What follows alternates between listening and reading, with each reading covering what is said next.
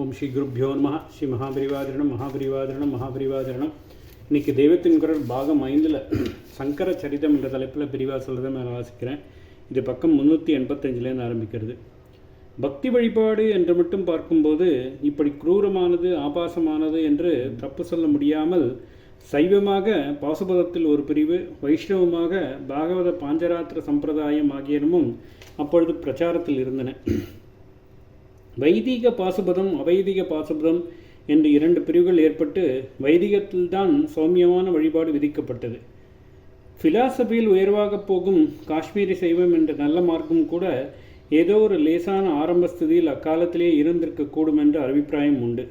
என்றாலும் இவையெல்லாம் கூட வேதங்களின் பூர்ணமான முடிவான தாத்பரியத்தை உள்ளபடி பிரதிபலிக்கவில்லை. அத்வைத ஞானத்துக்கு பூர்வாங்க சாதனமாக சித்த ஐக்காக்கிரியம் பெறுவதற்கே பக்தி உபாசனை. முடிவிலே உபாசகன், உபாசிக்கப்படும் தெய்வம், உபாசனை எல்லாம் ஒன்றாக போக வேண்டியதுதான் என்ற பரம தாத்பரியத்தை இவை யாவும் ஏதோ ஒரு அளவில் ஆட்சேபிப்பையாகவே இருந்தன.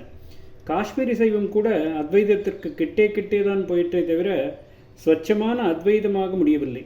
அதற்கு மாறுபட்டு தான் இருந்தது.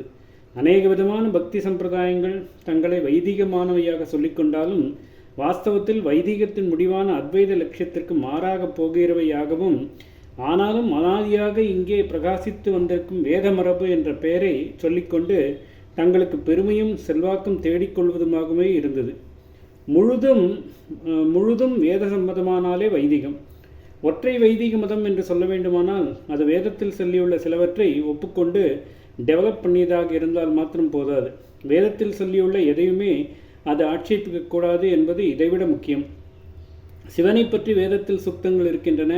அதனால் அதை எடுத்துக்கொண்டு டெவலப் பண்ணிய பாசுபதம் முதலான சைவ மதங்கள் வைதிகமானவை, அல்லது இதே மாதிரி வேதத்தில் விஷ்ணு சுத்தங்கள் இருப்பதால் அதன் அடிப்படையில் ஏற்பட்டுள்ள பாகவத பாஞ்சராத்திரம் முதலிய வைஷ்ணவ மதங்கள் வைதிகமானவை என்றால் அது சரியான வாதம் இல்லை. வேதத்தில் சிவன், விஷ்ணு என்ற இரண்டையும் ஒரே போல் சுதித்திருக்கிறது. ஒவ்வொன்றையும் சொல்லுமிடத்தில் அதையே பரபிரம்மமாக சொல்லியிருக்கிறது. அதனால் சிவனையே முழுமுதல் தெய்வமாக சொல்லும் சைவ மதங்களோ, அதேபோல் விஷ்ணுவையே முழுமுதலாக கொள்ளும் வைஷ்ணவ மதங்களோ ஏற்படுவதில் தவறாக, அதாவது அவைதிகமாக எதுவுமில்லை தான் என்றார். ஆனாலும் இந்த மதங்கள் தங்களுக்கு இஷ்ட தெய்வமாயுள்ள சிவனையோ விஷ்ணுவையோ முழுமுதல் தெய்வமாக போற்றுவதோடு நிற்காமல், சைவ மதங்கள் விஷ்ணு முதல் தெய்வமில்லை, அவர் சிவனுக்கு கீழானவர்தான் என்றும், வைஷ்ணவ மதங்கள் விஷ்ணு மட்டும்தான் முழுமுதல் தெய்வம், சிவன் அவருக்கு கீழ்ப்பட்டவர்தான் என்றும் சொல்லுவானால் அப்பொழுது அவை வேதத்துக்கு முரணாகத்தான் போகின்றன. ஆகையினால் அவை அவைதிகமானவையாகி விடுகின்றன. தனக்கு பிடித்ததை மட்டும் பிடித்துக் கொள்வதோடு நின்றுவிட்டால் பரவாயில்லை.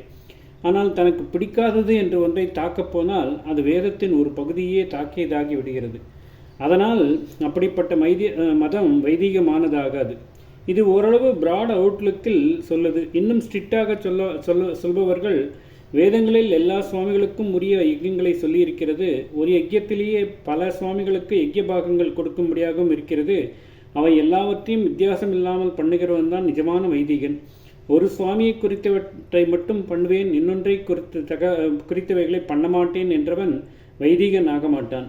மனசளவில் இஷ்டமூர்த்தி என்ற ஒன்றிடம் அத்தியந்த பக்தியுடன் இருந்துவிட்டு போகட்டும். காரியத்தில் யஜ்யம் பூஜை என்று வரும்போது ஸ்ருதி ஸ்மிருதிகளில் எப்படி இருக்கிறதோ அப்படி தெய்வபேதம் பாராட்டாமல் பண்ணினால்தான் வைதிகம் என்ற அர்த்தம் என்று சொல்வார்கள். ஸ்ருதியை அனுசரித்து ஸ்மிருதிகள் கொடுத்துள்ள 40 சம்ஸ்காரங்களைத்தான் பின்பற்ற வேண்டும். அவற்றில் இல்லாத ஏதோ ஒரு சம்ஸ்காரம் பண்ணினால்தான் தங்கள் மதத்தை சேர்ந்தவராக முடியும் என்று ஒரு மதம் சொல்லுமானால் அது வேத மதத்திற்கு வேறான இன்னொன்று தான். உதாரணமாக 40 சம்ஸ்காரங்களில் சங்க சக்கரங்களையோ சூலம் ரிஷபம் முதலானவைகளையோ தப்த சின்னங்களாக முத்ராதாரணம் செய்து கொள்வதென்பது, அதாவது முத்திரைகளை சூடு போட்டுக்கொள்வது என்பது இல்லை.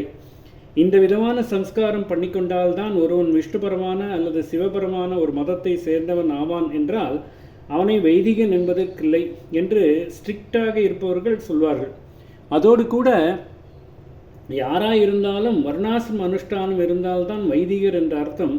எங்களுக்கு பக்தி தான் முக்கியம், வர்ணாசிரம விவஸ்தைகள் தேவையில்லை என்றால் அவைதிகம்தான் என்பார்கள். பக்தி மதமாக இல்லாமல் தத்துவசோதன மதங்களாக உள்ளவற்றுக்கும் இப்படியே தான். அதாவது அவை வேத ஆதாரத்தில் சில தத்துவங்களை ஆராய்ச்சி செய்கின்றன என்றால் மட்டும் போதாது. இந்த தத்துவங்களை யாருக்கு எந்த ஸ்டேஜில் வேதத்தில் உத்தேசிக்கப்பட்டிருக்கின்றன என்பதையும் கவனிக்க வேண்டும். அந்த நிலைக்கு வர இயலாதவர்கள் விஷயத்தில் வேதம் சொல்லியுள்ளவற்றை சகட்டு மேனியாக இதெல்லாம் அவசியமில்லை என்று தள்ளிவிடக்கூடாது. மறுபக்கம் அந்த நிலைக்கு மேலே வேதத்தில் சொல்லியிருக்கக்கூடியவற்றையும் தள்ளிவிட்டு தான் எடுத்துக்கொண்டுள்ளதோடையே வேதத்தின் தாற்பயம் பூர்த்தியாகிவிட்டது என்று சாதிக்கக்கூடாது. இந்த விதமான அபிப்பிராயக்காரர்களுக்கும் நாங்கள் பிலாசபரியாகத்தானே சொல்லிக் கொண்டு போகிறோம், அதனால் எங்களுக்கும் சமூக நடைமுறை சமாச்சாரமான வர்ணாசிரமத்துக்கும் சம்பந்தமில்லை என்று கத்தரித்து கொண்டு போகக்கூடாது. ஓம் ஸ்ரீ குருப்யோ நமः. ஸ்ரீ மகாபரிவாஜனம் மகாபரிவாஜனம் மகாபரிவாஜனம்.